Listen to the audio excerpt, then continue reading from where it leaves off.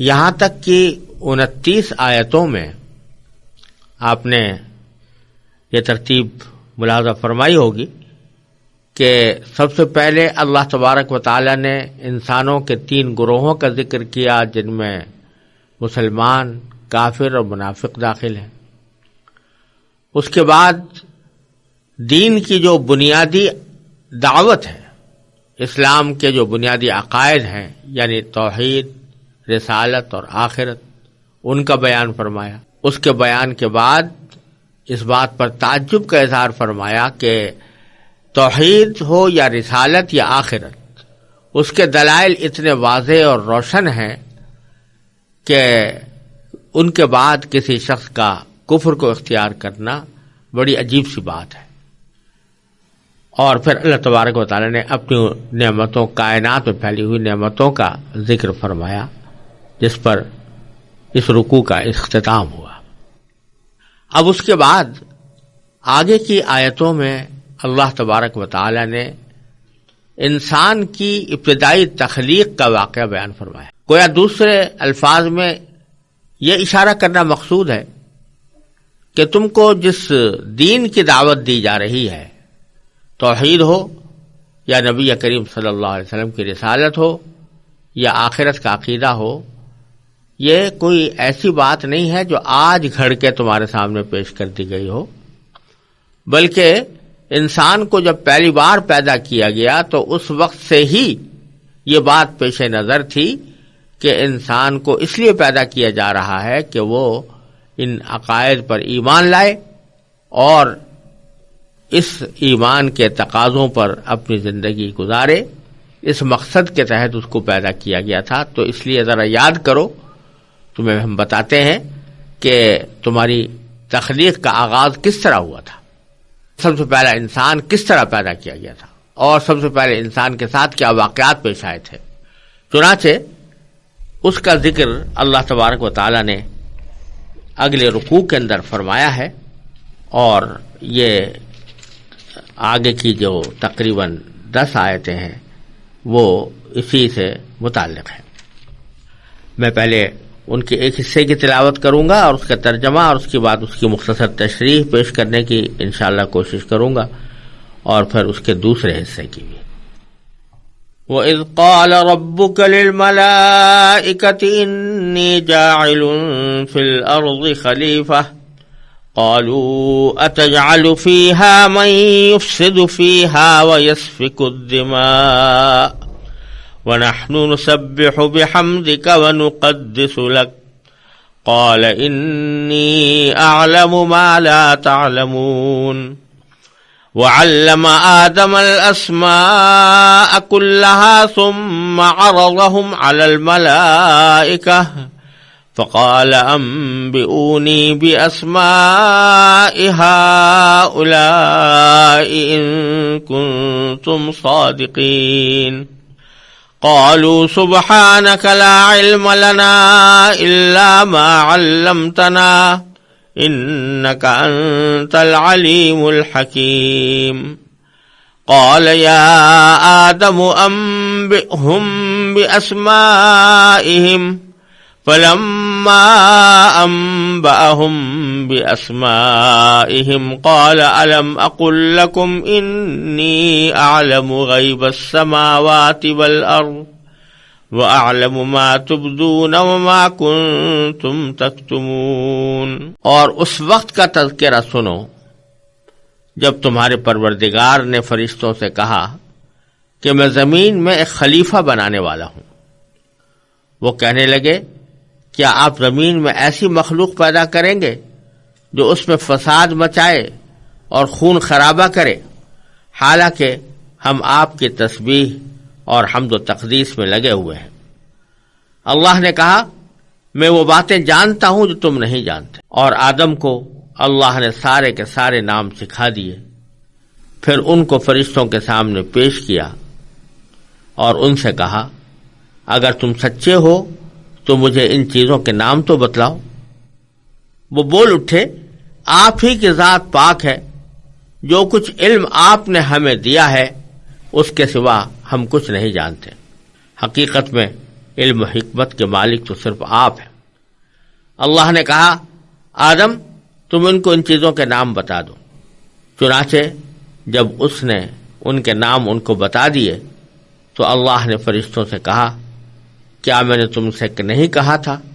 کہ میں آسمانوں اور زمین کے بھید جانتا ہوں، اور جو کچھ تم ظاہر کرتے ہو اور جو کچھ چھپاتے ہو مجھے اس سب کا علم ہے۔ اس آیتوں کے اس سلسلے میں اللہ تبارک و تعالی نے حضرت آدم علیہ السلام کی تخلیق سے پہلے کا ایک واقعہ بیان فرمایا ہے۔ وہ یہ کہ جب اللہ تبارک و تعالی نے حضرت آدم علیہ السلام کی تخلیق کا ارادہ فرمایا تو اس وقت فرشتوں کے سامنے اپنے اس ارادے کا اظہار فرمایا اور یہ فرمایا کہ میں زمین میں ایک خلیفہ بنانے والا ہوں۔ خلیفہ کا مطلب یہ کہ میں زمین میں ایک ایسی مخلوق پیدا کرنے والا ہوں جو زمین میں میرے نائب کے طور پر میرے دیے ہوئے احکام کو نافذ کرے اور اس کے مطابق دنیا کا نظام قائم کرے اور اس کے مطابق اپنی زندگی گزارے۔ میں ایک ایسی نئی مخلوق پیدا کرنا چاہتا ہوں۔ آپ نے اللہ تبارک و تعالیٰ نے اس مخلوق کا جب ذکر فرمایا تو یا تو اس کی تفصیل بھی کچھ بیان فرمائی ہوگی یا فرشتے اس کے نتیجے میں یہ بات سمجھ گئے ہوں گے کہ یہ جو نئی مخلوق پیدا ہونے والی ہے یہ خیر اور شر دونوں قسم کی صلاحیتیں رکھتی ہوگی، اس میں اچھائی کی بھی صلاحیت ہوگی اور برائی کی بھی ہوگی۔ دوسری طرف ہم فرشتے جو اب تک اس کائنات میں اللہ تبارک و تعالیٰ کی سب سے بڑی جاندار مخلوق ہے، تو وہ ہم ایسے ہیں کہ ہمیں اللہ تعالیٰ نے بنایا ہی اس طرح ہے کہ نہ اس میں کسی شر کا احتمال ہے نہ کسی فساد کا احتمال ہے۔ ہم تو دن رات اللہ تعالیٰ کی تسبیح و تقدیس میں لگے رہتے ہیں۔ لہٰذا یہ جو نئی مخلوق پیدا ہو رہی ہے اس کا مطلب کیا ہے، کیوں اس کو پیدا کیا جا رہا ہے، اس واسطے انہوں نے اللہ تبارک و تعالیٰ سے یہ پوچھا۔ یہ پوچھنا بطور اعتراض کے نہیں تھا بلکہ ایک چیز کی حکمت سمجھنی مقصود تھی کہ قالوا اتجعل فیہا من یفسد فیہا ویسفک الدماء۔ انہوں نے کہا کیا آپ اس میں ایسی مخلوق پیدا کریں گے جو اس میں فساد مچائے اور خون خرابہ کرے۔ یہ جو انہوں نے انسانوں کی تخلیق کے ساتھ فساد مچانے اور خون خرابہ کرنے کا ذکر خاص طور پر کیا، اس کی دو وجہ ہو سکتی ہیں۔ ایک وجہ تو بعض حضرات مفسرین نے یہ بیان فرمائی ہے کہ انسان کی تخلیق سے پہلے اس کائنات میں یا اس زمین پر جنات آباد تھے۔ اللہ تبارک و تعالیٰ نے جنات کو پیدا کیا تھا۔ یہ بات تو خود قرآن کریم نے ایک جگہ بیان فرمائی ہے کہ جنات کا سب سے پہلا فرد الجان، اس کو ہم نے اس انسان سے پہلے آگ سے پیدا کیا تھا۔ ظاہر ہے کہ وہ پیدا ہونے کے بعد اس کی مخلوق بھی بڑی ہوگی، اس کی نسل بھی بڑی ہوگی اور وہ مخلوق ایک دنیا میں آباد رہی۔ اس کا بھی حال یہ تھا کہ اس میں یا تو خیر و شر دونوں کی صلاحیتیں تھی یا صرف شر کی ہوگی۔ تو انہوں نے زمین میں فساد مچایا تھا، فرشتوں نے اس کا مشاہدہ کیا تھا کہ زمین میں ایک دوسرے لڑ رہے ہیں، ایک دوسرے سے برسر پیکار ہیں، خون بہا رہے ہیں۔ تو غرض زمین کو ایک فساد کا اور خون خرابے کا مرکز بنا دیا تھا انہوں نے۔ چونکہ فرشتوں کے سامنے یہ مثال پہلے سے موجود تھی، اس لیے انہوں نے سمجھا کہ انسان جب دنیا میں جائے گا اور اس کے اندر بھی خیر و شر دونوں کی صلاحیتیں ہوں گی تو وہ بھی زمین میں فساد مچائے گا اور خون خرابہ کرے گا۔ تو اس لیے ان کی سمجھ میں نہیں آئی یہ بات کہ اللہ تعالیٰ کیوں پیدا کرنا چاہتے ہیں، اس لیے انہوں نے بطور سوال کے یہ بات کہی کہ کیا آپ ایسے مخلوق کو پیدا کریں گے جو اس میں فساد مچائے اور خون خرابہ کرے۔ اور دوسری طرف انہوں نے اس بات کا اپنے اظہار کیا کہ اگر جہاں تک آپ کی عبادت کا اور تسبیح و تقدیس کا تعلق ہے اس کے لیے ہم موجود ہیں اور ہم پہلے سے اسی کام میں لگے ہوئے ہیں، تو سبحانہ نے فرمایا وَنَحْنُ نُسَبِّحُ بِحَمْدِكَ وَنُقَدِّسُ لَكَ، ہم آپ کی تسبیح اور حمد و تقدیس میں لگے ہوئے ہیں۔ تو پھر بظاہر کسی نئی مخلوق کو پیدا کرنے کی کوئی ضرورت ہماری سمجھ میں نہیں آ رہی۔ اللہ تبارک و تعالی نے اس کے دو جواب دیے، ان کے اس سوال کے دو جواب دیے۔ ایک جواب تو حاکمانہ انداز کا دیا، فرمایا کہ قال انی اعلم ما لا تعلمون، کہ میں وہ باتیں جانتا ہوں جو تم نہیں جانتے، یعنی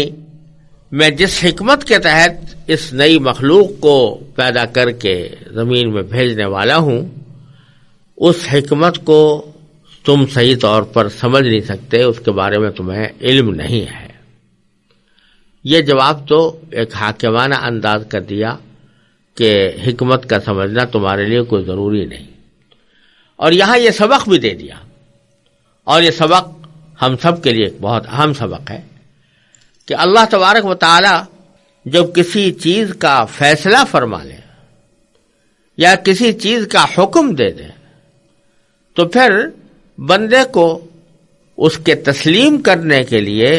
اس کی حکمت کا جاننا کوئی ضروری نہیں۔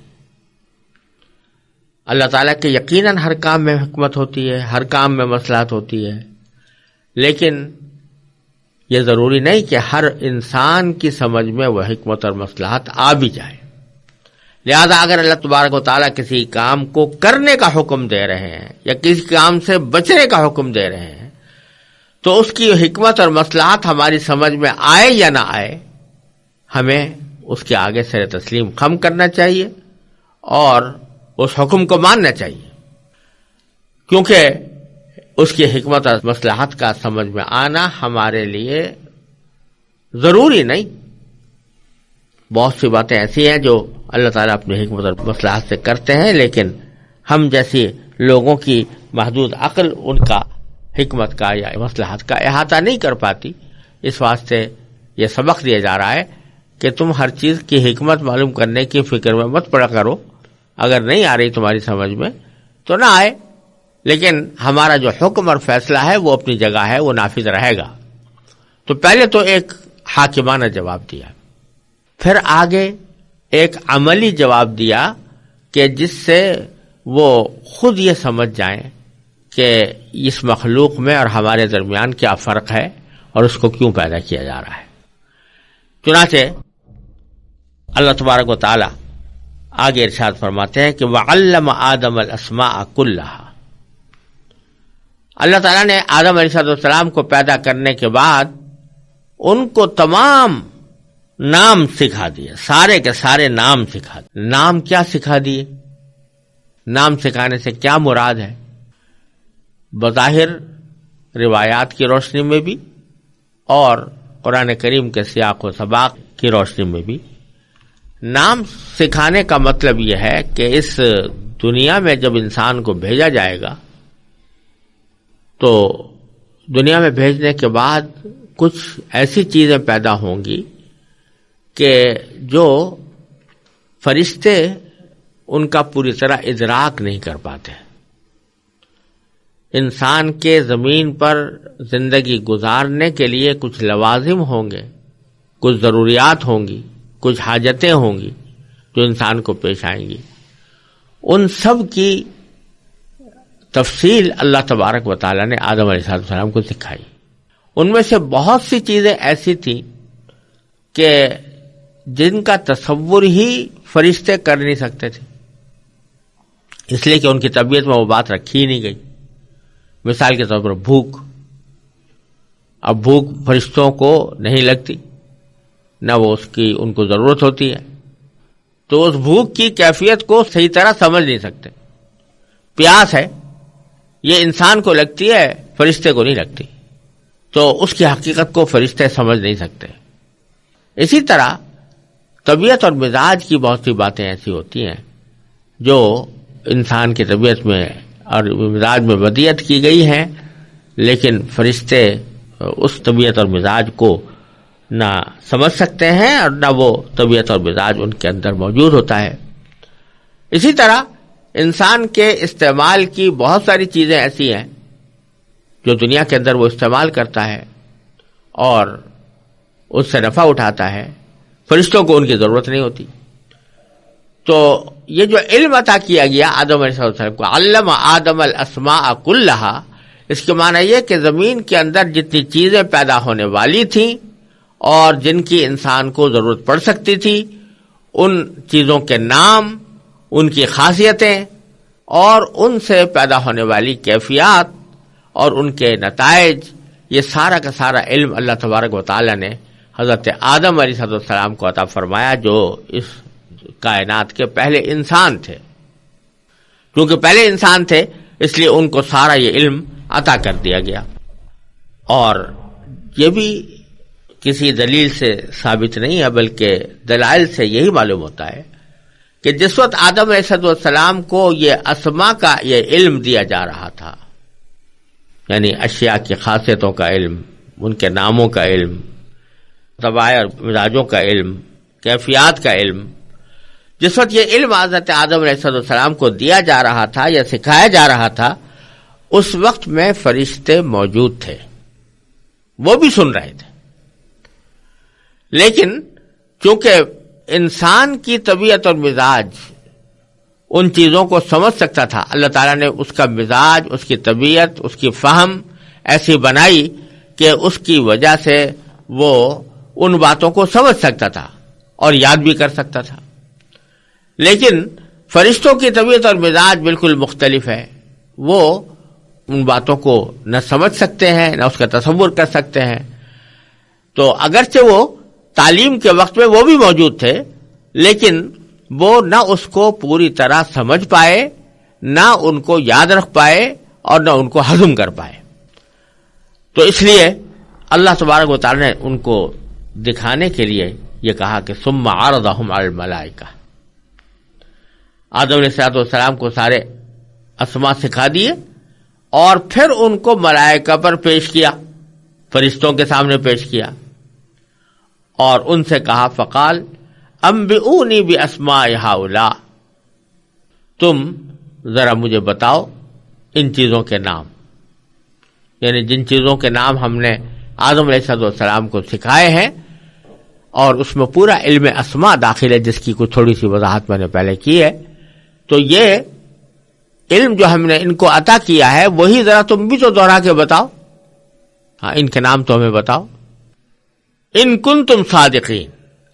اگر تم سچے ہو۔ یہاں سوال یہ پیدا ہوتا ہے کہ سچ اور جھوٹ تو اس جگہ ہوتا ہے جہاں پر کہ کوئی شخص کوئی بات، کوئی واقعہ بتا رہا ہو، تو اس واقعے کے بارے میں کہا جا سکتا ہے کہ یہ سچا ہے یا جھوٹا ہے۔ آئندہ کی کوئی خبر دے رہا ہو تو اس کے بارے میں کہا جا سکتا ہے کہ یہ سچا ہے جھوٹا ہے۔ فرشتوں نے تو صرف ایک سوال کیا تھا کہ کیا آپ ایسے شخص کو پیدا کر رہے ہیں جو زمین میں فساد مچائے گا اور خون خرابہ کرے گا؟ در حقیقت مقصود اعتراض نہیں تھا، بلکہ سوال تھا کہ اس کی حکمت کیا ہے۔ تو اس میں سچے یا جھوٹے ہونے کا بظاہر سوال پیدا نہیں ہونا چاہیے، لیکن اللہ تبارک و تعالیٰ فرماتے ہیں اگر تم سچے ہو تو ان چیزوں کے نام بتاؤ۔ وجہ اس کی یہ ہے کہ اگرچہ انہوں نے کوئی لفظوں میں دعویٰ نہیں کیا تھا یا لفظوں میں کوئی ایسا واقعہ بیان نہیں کیا تھا یا پیشین گوئی نہیں کی تھی لفظوں میں کہ جس کو واقعتاً پیشین گوئی کہا جا سکے یا جس کو کوئی دعویٰ کہا جا سکے، لیکن بہرحال ان کے اس جملے میں یہ دعویٰ پنہا تھا، یعنی دعویٰ ایک اندر سے موجود تھا، اندر سے ان کے پس منظر میں موجود تھا۔ وہ دعویٰ یہ کہ ہم چونکہ دن رات اللہ تعالیٰ کی تقدیس و تحمید میں لگے ہوئے ہیں، تو اس واسطے ساری مخلوقات میں ہم ہی افضل ہیں۔ بعض روایتوں میں بھی آتا ہے کہ بعض فرشتے یہ کہا کرتے تھے کہ اب اللہ تعالیٰ ہم سے بڑھ کر کوئی اور افضل مخلوق پیدا نہیں کرے گا۔ اس طرح کی باتیں ملائکہ میں، فرشتوں میں ہوتی رہتی تھی۔ تو کیونکہ ان کے سوال میں یہ دعویٰ پنہا تھا کہ وہ افضل ترین مخلوق ہیں، اس لیے اللہ تعالیٰ نے فرمایا اگر تم اس دعوے میں سچے ہو تو ذرا ان چیزوں کے نام تو بتاؤ جو میں نے آدم کو سکھائی ہیں، ان کے نام بتاؤ۔ تو انہوں نے جواب میں کہا قالوا سبحانک، اے اللہ ہم آپ کی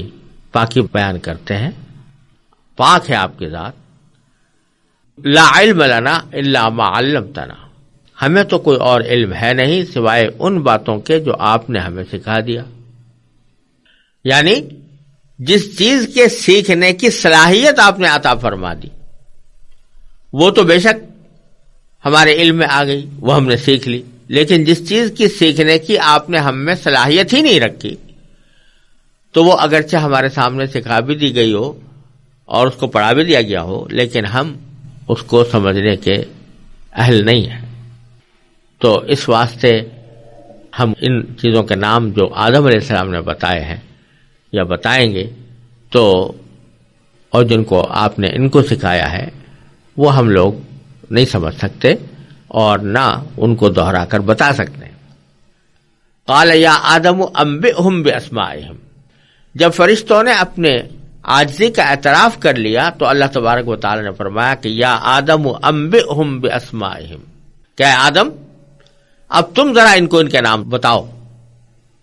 جو ہم نے تمہیں سکھلائے ہیں۔ فلما انبأہم باسمائہم،